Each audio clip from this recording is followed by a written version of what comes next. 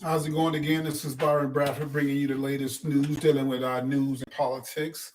Again, do me a favor and hit that subscribe button down there so I can keep you with the latest. And what we're going to talk about is today is Biden. Again, new information. Biden's first defense budget. It says batters the military. Of course, as a person that retired in 2016 um, under former President Barack Obama, under his administration, um, I seen the effects of when these administrations take over and how we, the people in uniform, are greatly affected. I personally experienced that myself, not from some pundits on television, but I was a part of that process. I got to see how that works. And when people like Joe Biden and this administration gets in office, the first thing they do is they stop the progress of our military, which if we have a weak military, we can't defend ourselves. Now, we're going to come up short somewhere, whether it's overseas, whether it's at home. And again, these are people that's going to lose their jobs, their careers. We don't have a tax base. Guess who's paying a lot of tax in this country? Is the people. That's the everyday working people, which if they're going out of job, they can't pay taxes. Doesn't make any sense to me. Anyway, you think you want to have a strong, viable military. I don't know why we don't do like other countries where if you're male or female, you have to serve your country for 2 years in some capacity to get some type of training, stability, discipline, whatever the case may be. I think it's a great thing. These countries not having the same problems we're having.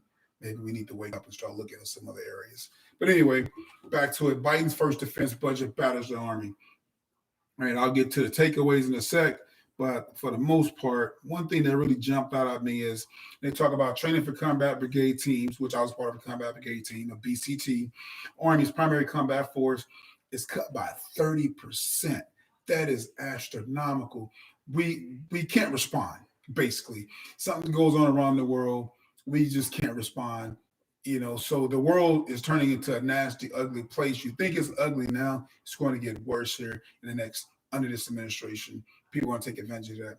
Army leadership tries hard to put a positive spin on this, but slating they intend to focus on training at lower echelons such as companies instead of brigades.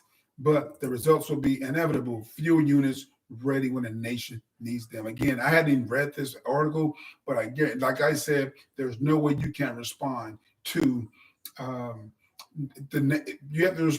There was no way we could respond to Desert Storm when I came to 90, or we couldn't respond to Panama in 89, just cause. So it doesn't, and we definitely couldn't be able to respond to anything in Germany if something were to happen. We're putting ourselves at a disadvantage for whatever reason the case may be. But again, we're going to talk about training here. Similarly, combat training centers rotation, been at your RTC, been to Fort Polk out there. So those are the rotations I'm talking about, maybe more overseas. They got away from the reforger they used to do back in the 80s. But again, similarly, combat training center rotations, the crown jewel in the Army's training program, are cut from 26 and 21, 26 and 20 in 2021 to 17 in 2022. Good night. 15 regular Army and 2 National Guard. Wow. The Defender series of joint exercises with NATO allies, which the Army considers to be a tremendous success, is slashed by $339 million.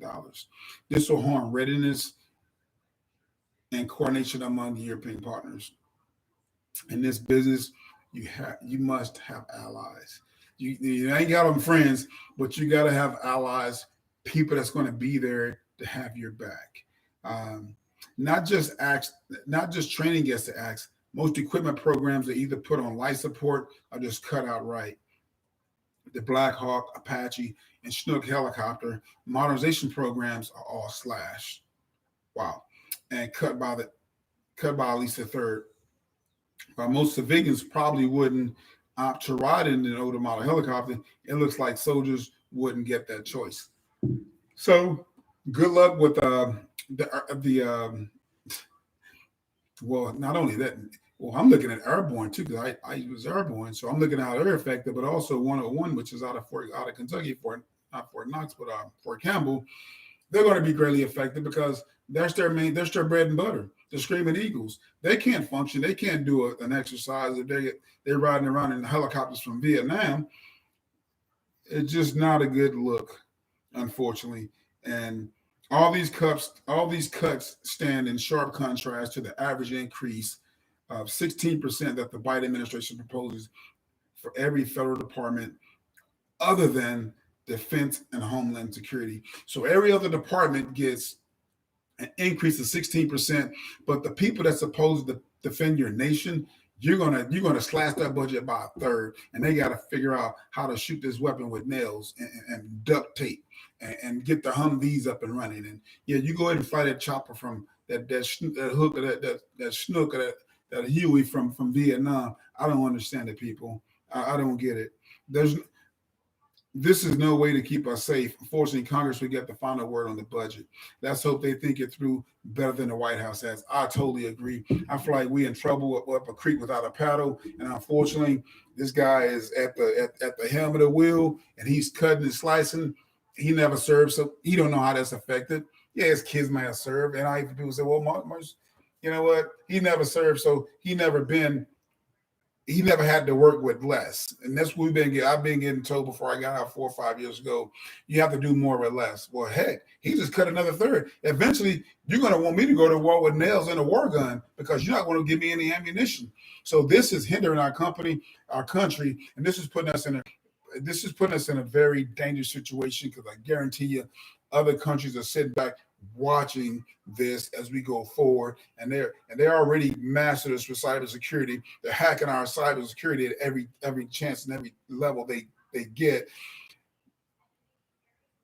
This is not a good time to be watching how all this is playing out right in front of us, unfortunately, because we need to have funds to have a functional military that's going to employ people that's going to defend this country. So I don't know why we want to cut that budget every single time these guys get in charge. But anyway, we're going to pay for it, I think, eventually. But do me a favor, hit that subscribe button, and I'll keep bringing you more news and politics. Thank you for your time, Byron Breath. Have a fantastic day.